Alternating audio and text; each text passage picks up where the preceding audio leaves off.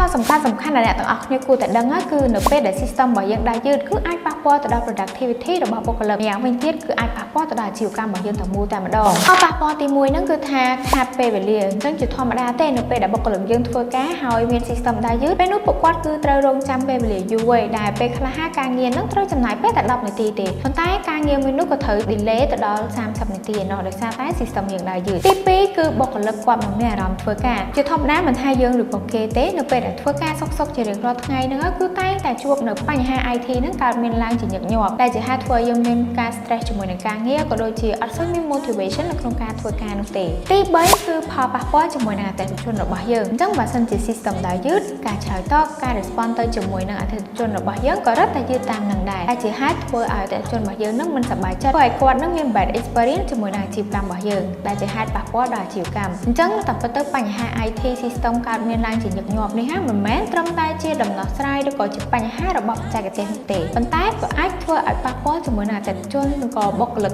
និងអាជីវកម្មរបស់យើងផងដែរអញ្ចឹងអ្វីដែលអ្នកទាំងអស់គ្នាគួរតែធ្វើនឹងគឺត្រូវ update system ជាប្រចាំត្រូវត្រួតពិនិត្យ network និង device ឲ្យបានត្រឹមត្រូវម្យ៉ាងវិញទៀតអីដែលសំខាន់គឺត្រូវមាន IT support ឲ្យបានទាន់ពេលវេលានិងឆាប់រហ័សបំផុតអញ្ចឹងបើសិនជាអ្នកទាំងអស់គ្នាកំពុងតែជួបបញ្ហាទាក់ទងជាមួយនឹងផ្នែក IT ផ្នែក system ផ្នែក technology ផ្សេងៗនៅក្នុងអាជីវកម្មរបស់លោកអ្នកអាចធ្វើការតាក់ទងមកកាន់ Process Solution បានដែលយើងអាចធ្វើជាដៃគូសហការដើម្បីជួយឲ្យអាជីវកម្មរបស់លោកអ្នកដើរបានលឿនជាងមុននិងមានសុវត្ថិភាពខ្ពស់បើសិនជាចង់ដឹងបញ្ហាផ្សេងទៀតអាច comment នៅខាងក្រោមបានហើយកុំភ្លេចចុច follow ផងដើម្បីទទួលបានចំណេះដឹងជាច្រើនផ្សេងទៀត